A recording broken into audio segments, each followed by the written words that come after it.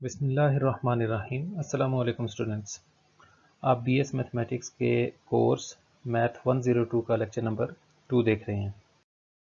Vector analysis का chapter 3 हम पढ़ रहे थे, वेक्टर कैलकुलस, जिसमें आज हम जो टॉपिक स्टार्ट कर रहे हैं वो है इंटीग्रेशन ऑफ वेक्टर फंक्शंस। तो देखें, let f of t and g of t be two vector functions of a scalar variable t such that g prime of t मतलब the derivative of g is f of t, then g of t is called an antiderivative of f of t। क्या मतलब कि ये integration जो है ये actually inverse process है differentiation का, कि g का डेरिवेटिव अगर f है तो फिर f का इंटीग्रल या एंटी डेरिवेटिव जो है वो g होगा। ये बात लिखी हुई है कि g जो है वो एंटी डेरिवेटिव है f का। और इसको हम कैसे लिखते हैं, जो बात हमने ऊपर लिखी वो ये है कि g का डेरिवेटिव अगर f ऑफ t है तो फिर हम कहते हैं कि f ऑफ t का इंटीग्रल जो है वो g होगा। तो लेकिन हमें ये बात पता है कि अगर कोई भी कांस्टेंट वेक्टर a हो, उसको g में हम ऐड कर दें, अगर g का डेरिवेटिव f है तो g में कोई कांस्टेंट वेक्टर ऐड कर दें तब भी उसका डेरिवेटिव f ही रहेगा, क्योंकि कांस्टेंट का डेरिवेटिव 0 होता है। तो इसका मतलब ये हुआ इस डेफिनेशन के मुताबिक कि जो मोस्ट जनरल वैल्यू है इसकी, इनडेफिनेट इंटीग्रल इसको बोलते हैं, कि एफ ऑफ टी का जो इंटीग्रल होगा वो फिर क्या होगा, जी ऑफ टी प्लस ये कांस्टेंट वेक्टर, ये आर्बिट्रेरी कांस्टेंट वेक्टर है, इसको कहते हैं कांस्टेंट ऑफ इंटीग्रेशन। तो बात क्या हुई कि अगर g का डेरिवेटिव f होगा तो f का इंटीग्रल g होगा प्लस कांस्टेंट ऑफ इंटीग्रेशन। तो स्टार्ट में ये एक थ्योरम है, थ्योरम 3.2 पेज नंबर 77 पे। इस तरह के छोटे छोटे काफ़ी थ्योरम हैं जो मैं अभी आपको बताता हूँ कि किस तरह से प्रूव करने हैं। कि if f of t and g of t are two vector functions of scalar variable t, then the integral of, देखें अभी कॉम्प्लिकेटेड सी चीज़ लगती है, कि f prime of t dot g of t plus f of t dot g prime of t d t is equal to, शो करना कि इसका इंटीग्रल जो है f of t dot g of t plus constant of integration इसका equal है। तो अभी जो हमने डेफिनेशन पढ़ी उसके मुताबिक अगर हम ये शो करना चाहते हैं कि इस फंक्शन का इंटीग्रल ये फंक्शन है, तो हमने एक्चुअली ये प्रूव करना है कि ये जो नीचे वाला फंक्शन है इसका डेरिवेटिव ये इंटीग्रैंड है। तो ये एक ही बात है। अगर मैं शो कर दूं कि इस फंक्शन का डेरिवेटिव ये है, तो हम एक्चुअली ये शो कर रहे हैं कि ये ऊपर वाले फंक्शन का इंटीग्रल ये नीचे वाला फंक्शन है। तो प्रूफ को देखें कि हम यहाँ से शुरू करेंगे, राइट हैंड साइड से। मैं ये शो करूँगा कि इसका डेरिवेटिव ये ऊपर वाला फंक्शन है। तो देखें, डेरिवेटिव लेते हैं इसका, f of t dot g of t plus a, पूरी राइट साइड का इंटीग्रल है। तो डेरिवेटिव लें, डेरिवेटिव लेंगे तो देखें डेरिवेटिव इस पे भी अप्लाई होगा और ए पे भी अप्लाई होगा। जब फर्स्ट वालों पे अप्लाई होगा तो ये दो फंक्शंस मल्टीप्लाई हो रहे हैं, लिहाजा इन पे प्रोडक्ट रूल अप्लाई होगा। उसमें क्या होता है कि फर्स्ट वाले का देखें डेरिवेटिव लिया, सेकंड को एज इट इज़ लिख लिया, प्लस फिर फर्स्ट फंक्शन को ऐसे लिख दिया और सेकंड का डेरिवेटिव ले लिया, प्लस ये जो ए कांस्टेंट वेक्टर था इसका डेरिवेटिव 0 यानी नल वेक्टर।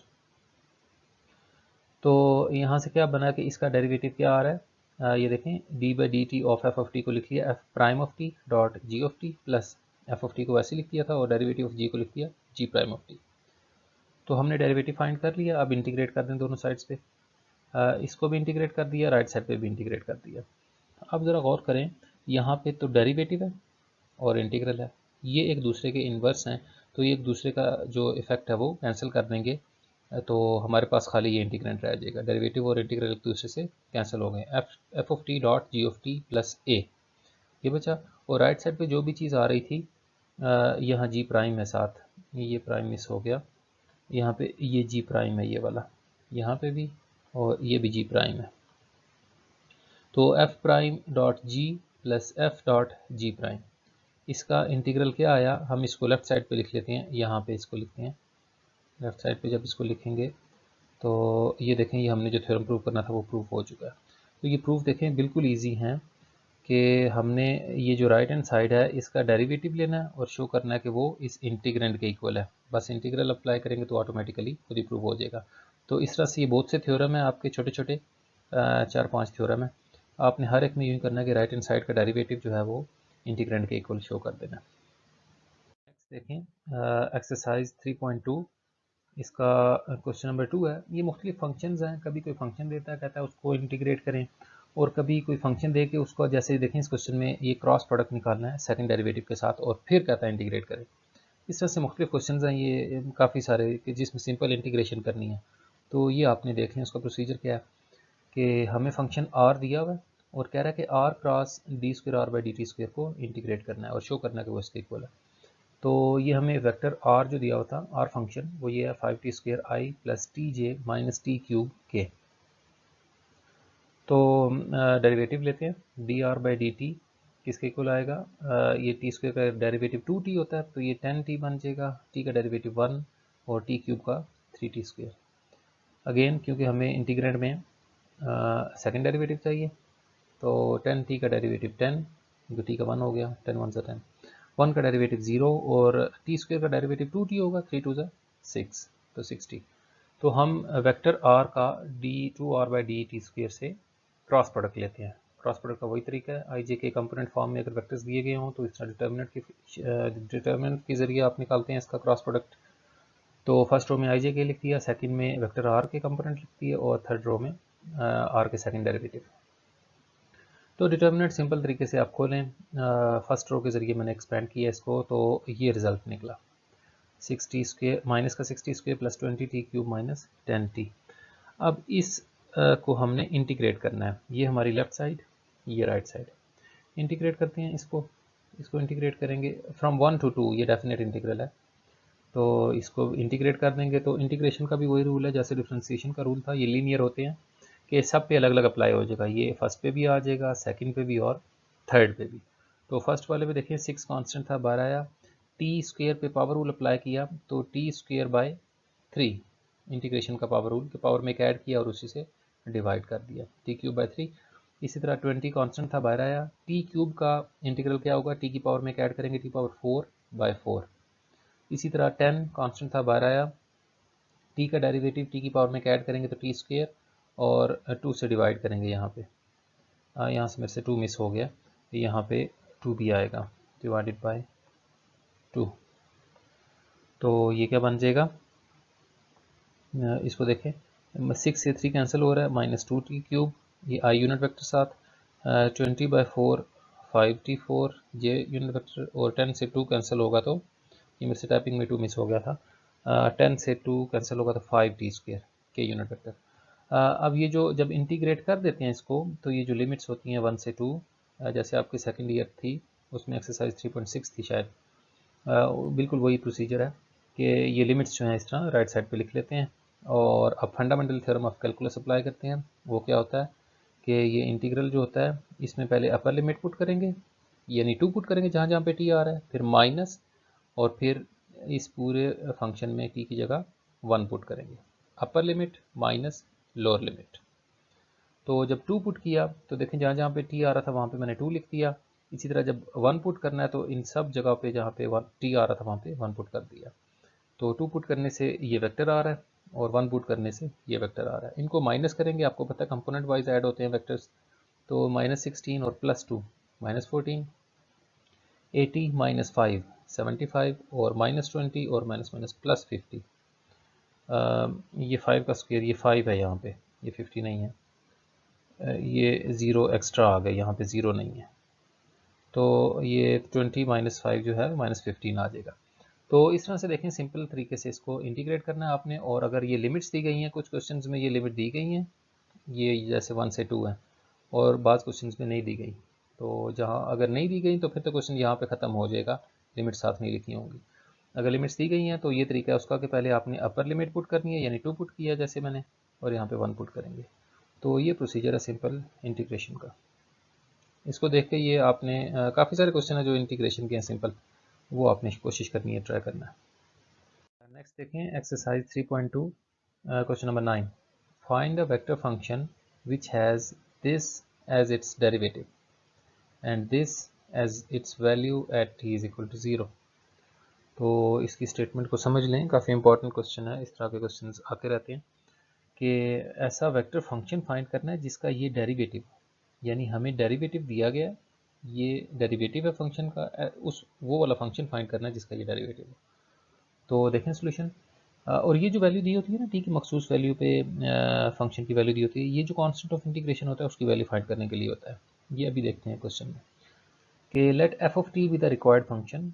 फर्ज किया कि एफ ऑफ टी वो फंक्शन है जो हमने फाइंड करना है, हमें गिवन किया है, हमने वो फंक्शन फाइंड करना है जिसको हमने एफ ऑफ टी कह दिया, which has this as its derivative, यानी हमें जो क्वेश्चन में दिया गया है वो एफ का डेरिवेटिव है। तो derivative of F of T जो है वो ये क्वेश्चन में जो दिया हुआ था वो है, हमने वो फंक्शन उस फंक्शन तक पहुंचना है। तो हम क्या करते हैं, इसको इंटीग्रेट कर देते हैं, integrate both sides with respect to t. तो लेफ्ट साइड पे जब इंटीग्रल लेंगे तो वो डेरिवेटिव से कैंसिल हो जाएगा जैसे अभी हमने थ्योरम में किया था, और राइट साइड पे ये जो भी फंक्शन है इस पर इंटीग्रल अप्लाई हो जाएगा। अब इंटीग्रल आपको अभी बताया कि ये लीनियर होता है, हर टर्म पे अलग अलग से अप्लाई हो जाएगा, कॉस पे भी अप्लाई हो जाएगा, टी सेकेंड स्क्वायर टी पे भी अप्लाई हो जाएगा, टेन टी पे भी अप्लाई हो जाएगा, और साइन टी पे भी अप्लाई हो जाएगा। अब कॉस टी का इंटीग्रल तो होता है साइन टी, क्योंकि साइन का डेरिवेटिव कॉस था, और ये जो सेकंड वाला है ना ये T into second square T, इसमें देखिए दो फंक्शंस मल्टीप्लाई हो रहे हैं, इस पे इंटीग्रेशन बाय पार्ट्स अप्लाई होगा। वही जो आपने एक्सरसाइज 3.6 थी आपकी सेकंड ईयर में, और अभी आप कैलकुलस वाले कोर्स में एक्सरसाइज 4.3 में पढ़ेंगे। तो जैसे भी आपने सीखी थी उसी तरह से अप्लाई करने। ये जो फर्स्ट फंक्शन है टी ये अलजेब्राइक फंक्शन है, और ये जो सेकंड स्क्वायर टी है ये ट्रिग्नोमेट्रिक फंक्शन है, तो इसको फर्स्ट फंक्शन कंसिडर किया जाएगा और इसको सेकंड। अगर आप यू वी लेते थे तो ये टी वाला जो है ये यू होगा और सेकंड स्क्वायर टी जो है ये वी फंक्शन होगा। तो फार्मूला यूँ होता था कि फर्स्ट को एज इट इज़ लिख लेते थे और सेकंड का इंटीग्रल माइनस फिर इंटीग्रल बड़ा किस चीज़ का, फर्स्ट वाले के डेरिवेटिव का और इनटू सेकंड वाले के इंटीग्रल का। यूँ भी पढ़ते थे आप लोग शायद कि u को ऐसे लिख दिया v का integral minus integral of derivative of u into integral of v, और ये tan t का जो इंटीग्रल है वो natural log of second t होता है, और sin t का इंटीग्रल माइनस कॉस t होता है, इसी वजह से ये जो माइनस है ये प्लस बन जाएगा। तो इसको सिंप्लीफाई करते हैं, sin t देखें उसी तरह से लिखा हुआ है और t ये लिखा हुआ है। अब देखें टी टेन टी का डेरिवेटिव होता है सेकंड स्क्वायर टी, लिहाजा सेकंड स्क्वायर टी का इंटीग्रल होगा टेन टी माइनस टी का डेरिवेटिव, ये बाहर वाला इंटीग्रल अपनी जगह पे लिखा हुआ है, टी का डेरिवेटिव वन टी के लिहाज से, और फिर वही बात कि सेकंड स्क्वायर का इंटीग्रल टेन, क्योंकि टेन का डेरिवेटिव सेकंड स्क्वायर था, plus natural log of second T और कॉस टी अपनी जगह पे लिखे हुए हैं। मज़ीद देखें टी टेन टी उसी तरह से लिखा हुआ है। अब ये वन इंटू टेन टी मिलकर टेन टी बन जाएगा, और टेन का इंटीग्रल अभी आपको बताया कि टेन का integral natural log of second t होता है, तो टेन का इंटीग्रल ये देखें natural log of second t लिख दिया plus natural log of second t into j. अब जे में जो कंपोनेंट था ना उसमें दो फंक्शंस ऐड हो रहे थे, एक पे इंटीग्रेशन बाय पार्ट्स लगाया था और एक ये अलग से लिखा हुआ था, इसके साथ भी जे है और इन दोनों के साथ भी जे है। तो जे को अंदर मल्टीप्लाई करें, sin t i t tan t के साथ भी जे आ जाएगा और minus natural log of second t के साथ भी जे आ जाएगा, plus natural log of second t into j vector plus cos t k, और ये देखें जहाँ पे इंटीग्रल ख़त्म हो गया वहाँ पे मैंने कांस्टेंट ऑफ इंटीग्रेशन ऐड कर दिया, तो ये साथ इसी तरह से आता रहेगा। तो आप गौर करें अगर, तो ये माइनस का natural log of second t j और प्लस का natural log of second t j, ये आपस में कैंसिल हो जाएंगे और हमारे पास ये फंक्शन बच गया।